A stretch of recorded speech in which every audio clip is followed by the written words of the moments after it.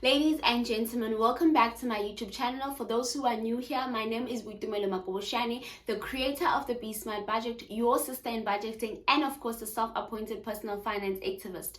So if you are like anything to do with finance, money, personal finance, and a bit of living, please subscribe. Please click on the subscribe button. And for my returning subscribers, welcome back. Okay guys, please note all opinions shared on this channel is not financial advice. If you are seeking for financial advice, do speak to someone who's certified and registered with the FSCA. So guys, today I am going to be talking about mutual fund versus unit trust. What is the difference with this both, and how do you distinctively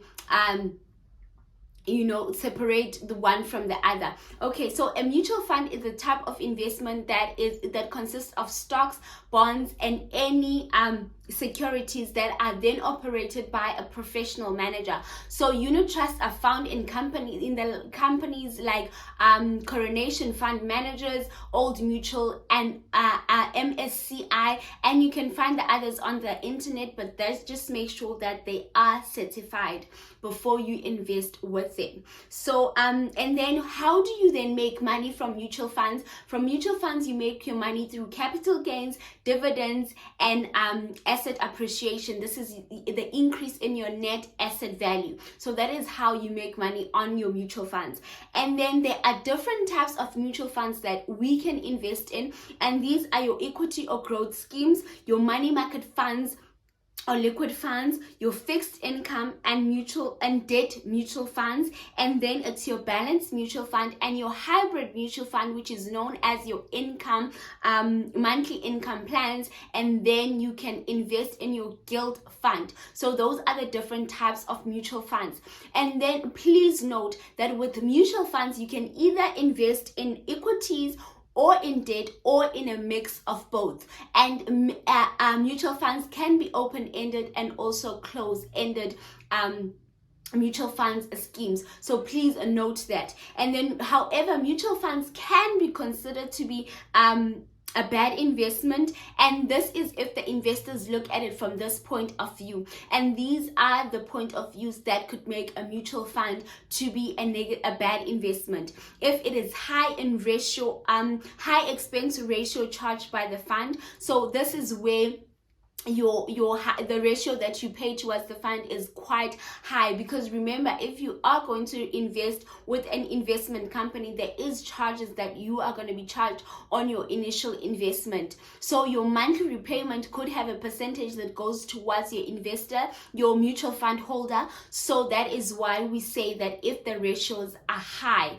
And then the other one is if there is various hidden open end, front end, and back end charges, low charges. And then if investors lack control, like as an investor, I would want to have all control over my investment. So if I do not have that kind of investment and my returns are diluted, then I can look at the mutual fund investment as a bad kind of investment.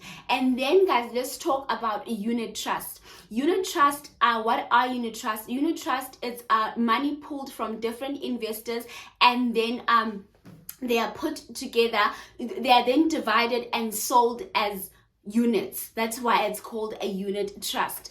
So it is the pooling of investments from stocks, from bonds, from different markets also, and then it is then divided into units that as investors buy. And then how does a mutual fund, a unit trust, differ from a mutual fund? A unit trust is established under a trust deed, and the investor is effectively the beneficiary of the trust.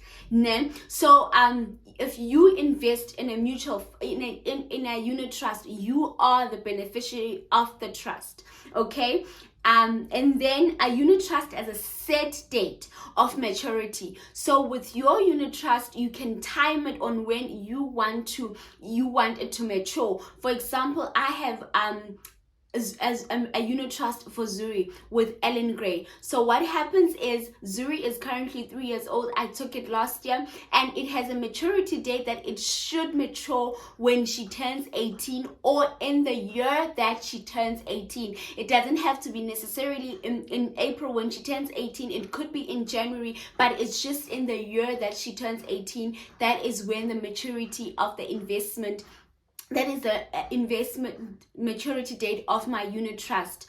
Okay, and then as an investor, you can continually buy and sell unit trust. They are not necessarily a once-off thing. Like, you can buy them today and sell them tomorrow if that's how you are looking at also making your money in unit. How do unit trusts work? So we have discovered that we have discovered that with your mutual funds, it is managed by a professional, and your unit trusts are also managed by a professional. And we have discovered that mutual funds are open-ended and closed-ended, while your unit trusts have a set maturity date. So now, how do unit trusts work? A unit trust, your money, the investor's money, as I had mentioned, it is pulled together with other investors, and then the fund managers take this money and invest it in different asset classes, spreading out the risk, spreading it out and reducing the risk of return. Okay, and then the total fund is then divided into equal units, which is then what us investors buy. You know, you are understanding me. So as I said, that as an investor, your money is pulled together from this investor, that investor, and then it's put together. Then the investment manager takes all that money and invests it into an investment, into an asset class, and spreading it out to reduce the risk. And then it is then divided into these units, which we then as investors buy. Okay, and so that is what a unit trust is. And then a unit trust, you hold it for as long as you can in hope of making money on the value of the asset if it increases. So you make money off the value of the asset. If the value of the unit trust that you've invested in, the asset that you've invested in, increases, then your investment with the unit trust then increases also. Okay, and then what are the advantages of a unit trust? It is the diversity. As I had said, your investment is spread out, which reduces the risk of return. So it is diversified.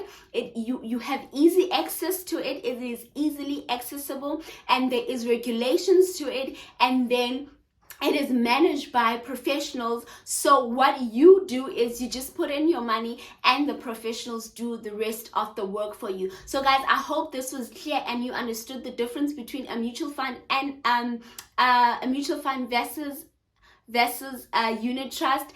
Don't forget to like, comment, and subscribe. If you do like more videos like this or any videos on personal finance, please subscribe. See you on the next video. Thank you very much for watching. Mwah.